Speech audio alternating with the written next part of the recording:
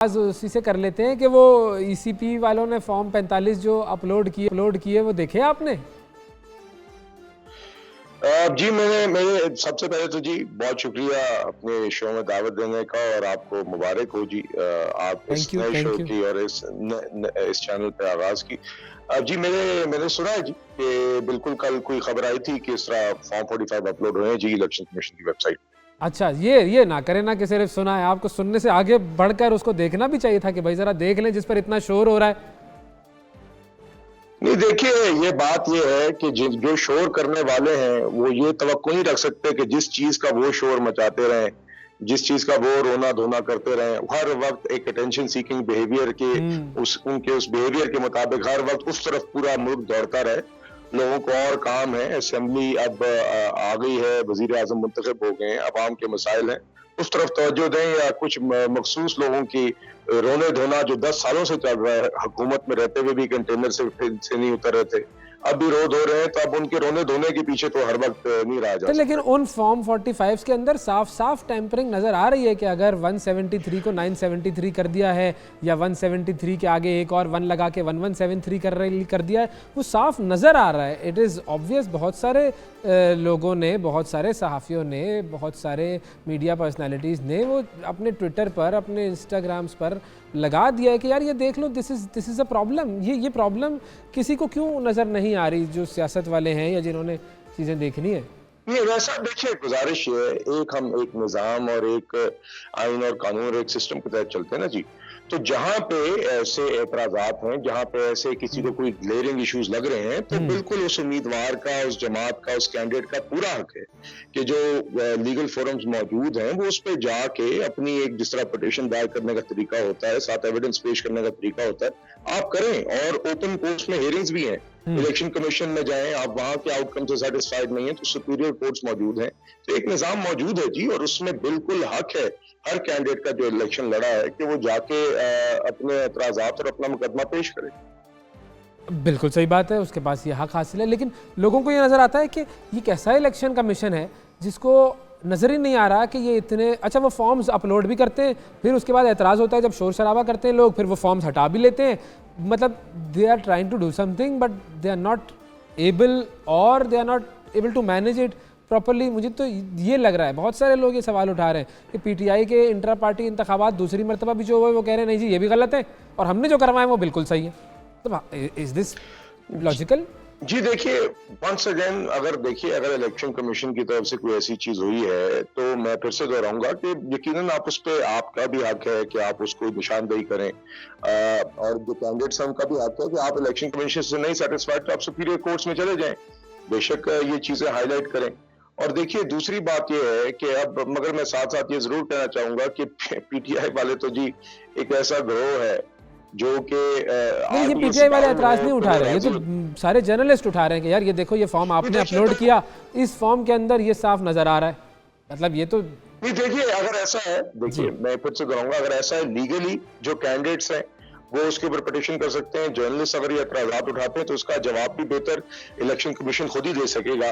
और लीगली अगर किसी को अभी भी उनकी किसी आउटकम पे, किसी भी रिजल्ट पे एतराज है तो लोगों के पास फोरम्स मौजूद हैं। ठीक है, सही है। मगर आपके जो मीडिया एतराजात उठा रहा है या कोई इस तरह की चीजें निशानदेही हो रही है तो इलेक्शन कमीशन की जिम्मेदारी है जी कि वो आके इसका जवाब दे। सही है। अब आप लोगों की जो जिम्मेदारी है कैबिनेट बनाना, उसमें क्या हो रहा है, कौन आ रहा है, क्या क्या हम देखेंगे कंपोजिशन कैबिनेट की?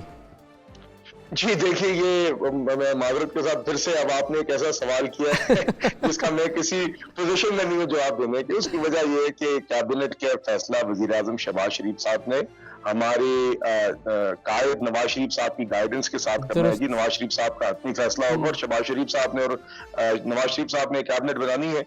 बाकी आई थिंक मुझे उम्मीद है, बिलाल भाई खबर भी तो निकालनी होती है ना कोई, हमने तो हम तो ये कोशिश करते हैं कुछ देखिए वैसा ऑनेस्टली मैं आपको बता रहा हूँ जी आपके प्रोग्राम के तवसत से कि ये फैसला उन्हीं का ही है और ऐसी कोई खबर सच है भी नहीं है। यकीनन क्या सराइयां हो रही हैं, होती भी हैं, मगर आई थिंक हतमी जो भी फैसला होगा वो पूरी जमात को भी, हमारी पूरी जमात जी इस तरह ही है, सीनियर तरीन मेंबरान भी और मेरे जैसे छोटे कारकुन भी जी, हम हमेशा जो क़यादत फैसला करती है, जिसकी ड्यूटी जहाँ पे लगाती है, उस हिसाब से काम करते हैं।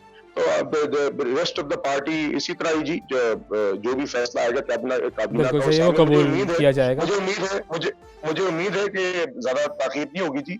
इन्हीं दिनों के अंदर कोई फैसला आ जाएगा, मगर नवाज शरीफ साहब और शहबाज शरीफ साहब का ये फैसला है और वो ये फैसला करके फिर अनाउंस क्योंकि करेंगे। वो नाम जो फाइनेंस मिनिस्टर के तौर पर हमेशा होता था, उसके हवाले से कयास आराइयाँ आ गई हैं। तो ये क्या मामला हुआ, इसहाक डार साहब की जगह मोहम्मद औरंगजेब साहब होंगे? जी देखिए, वंस अगेन ये मैंने मीडिया पे जी ये बात देखी है, मगर जी वंस अगेन ये फैसला शहबाज शरीफ साहब का, और मैं ये जरूर कहना चाहूंगा कि इसहाक डार साहब पार्टी के भी बड़े सीनियर मेंबर हैं, बिल्कुल। 3 time I think multiple time former finance minister हैं। तो जो भी फैसला होगा इकोनॉमिक की टीम के हवाले से भी मुझे यकीन है जी कि डार साहब को उस मुशावरत में शामिल रखा जाएगा जी। मगर हतमी फैसला वंस अगेन जी नवाज शरीफ और शहबाज शरीफ साहब का होगा। आई अपोलोजाइज, मैं बार बार आपको ये जवाब इसलिए दे रहा हूँ क्योंकि मेरे पास इससे ज्यादा ना कोई मालूमात है ना मैं आपको कुछ बता सकता हूँ जी। सही सही है, ठीक है। अच्छा, अब क्योंकि मैं तो इस हिसाब से उसको पॉजिटिवली देख रहा था कि बहुत ज़्यादा तनकीद की जाती है PMLN पर कि आपके पास सिर्फ इसहाक डार साहब ही, उनका ही नाम आता है फाइनेंस मिनिस्टर, और कोई भी मौजूद नहीं है। अब अगर ये दूसरा नाम आ रहा है तो PMLN ये बता रही है दुनिया को कि हमारे पास लोगों में ऑप्शंस मौजूद हैं और हम वसत पसंदी का भी मुजाहरा करते हैं कि हाँ, हमें जो बेस्ट चॉइस लगता है किसी काम के लिए तो we can choose that person. तो ये तो मेरे हिसाब से तो पॉजिटिव बात है।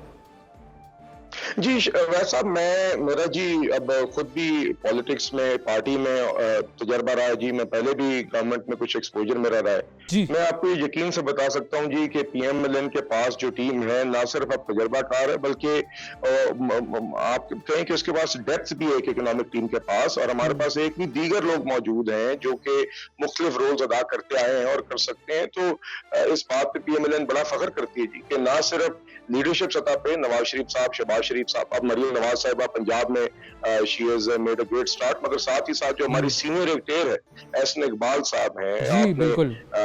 इसहाक डार साहब हैं, उसमें खुरम दस्तगीर साहब हैं, ख्वाजा आसिफ साहब रहे, हमारी एक पूरा डीप रोस्टर है, साद रफीक साहब है, जिन लोगों ने मुख्तलिफ वजारतों के अंदर कंट्रीब्यूट भी किया और उस पूरी गवर्नेंस के निज़ाम में हिस्सा डाला, जिसने ये साबित किया कि पिछली 3 दहाइयों के अंदर जब भी PMLN की गवर्नमेंट आई है तो उसमें ही इस मुल्क में economic progress, meaningful economic progress हुई है। तो वो नवाज शरीफ साहब की क़यादत में एक टीम ही थी जिसने ग्रो किया, बिल्ड किया और परफॉर्म किया। तो हम इस बात पे फख्र भी करते हैं जी, और मेरा ख्याल है इंशाल्लाह आइंदा आने वाले महीनों में, सालों में पाकिस्तान के फायदे में रहेगी कि इस मरतबा डिफरेंट क्या होगा। हम अगर पिछले 16 महीनों से कंपेयर करेंगे तो वज़ीर आज़म साहब तो वही होंगे, लेकिन इस मरतबा डिफरेंट क्या होगा? कुछ पार्टी सोच रही है कि हमें अपने पिछले 16 महीनों का जो हम पर एक बर्डन आया हुआ है और लोग कंपेयर कर रहे हैं कि जी आपने पिछले 16 महीनों में क्या किया था, तो अब हम कुछ ऐसा अलग करेंगे कि जिसकी वजह से हम बेहतरी की तरफ जाएंगे। वो रोड मैप क्या होगा? जी देखिए, ये आपका अच्छा सवाल है, और देखिए 16 माह के अंदर यकीनन हमने जो फैसले किए उसकी एक पॉलिटिकल कॉस्ट भी एक हद तक अदा की, मगर बात यह कि हम अभी भी समझते हैं और आज भी इस बात पर कायम है कि वो फैसले जरूरी थे, क्योंकि डिफॉल्ट अवर्ट करना था और डिफॉल्ट अवर्ट हुआ, और उस टाइम पे इकोनॉमिक स्टेबिलिटी अचीव करने के लिए, डिफॉल्ट अवर्ट करने के लिए, ज़र मुबादला के ज़खायर को स्टेबल करने के वो इक़दाम जरूरी थे, खास तौर पे जब उसी सिचुएशन के अंदर पे सैलाब की आफत आई और वो भी चैलेंज निपटना पड़ा। उन्हीं मुश्किल मुआशी हालात में फ्लड्स की रिलीफ, रिहैबिलिटेशन, रिकंस्ट्रक्शन की एफर्ट भी स्टार्ट करनी पड़ी। अब हम उस बेस की बुनियाद पर केयर टेकर गवर्नमेंट ने भी मामला चलाए हैं, और आज भी मैक्रो इकोनॉमिक स्टेबिलिटी जरूर है, मगर आज भी हमारे फॉरेन एक्सचेंज रिजर्व्स उस सतह पे नहीं है जहां पे होने चाहिए। और अब जो बेस 16 माह की हुकूमत ने तैयार की थी और जो काफी हद तक केयर टेकर हुकूमत के दरमियान बरकरार रही है, अब हमारा इंशाल्लाह ये मिशन है, और आपने ये प्राइम मिनिस्टर शहबाज शरीफ साहब की स्पीच में भी देखा था इलेक्शंस के फौरन बाद, प्राइम मिनिस्टर के इलेक्शन के, अब हमने उसके ऊपर बिल्ड करके वो इकोनॉमिक स्टेप्स उठाने हैं जो कि हमारे मुल्क की जरूरत है। पहला चैलेंज था कि मुआशी एक स्टेबिलिटी, बेसिक स्टेबिलिटी आ जाए ताकि आप डिफॉल्ट अवॉइड करें। अब हमें उस बेस के ऊपर वो इक़दाम खाने होंगे जिससे हमारा टैक्स नेट वाइडन हो, जिससे हमारा सर्कुलर डेट की रिडक्शन हो, स्टेट ओन्ड एंटरप्राइजेस के मसाइल खत्म हो। ये वो क्रॉनिक मसाइल है हमारी मईशत के जो कि अरसा दराज से चलते आ रहे हैं, और ये साइकिल्स में बार बार कभी ज्यादा बढ़ जाते हैं, फिर थोड़े बेहतर हो जाते हैं। इनको अब हमें मुस्तकिल हल करना होगा।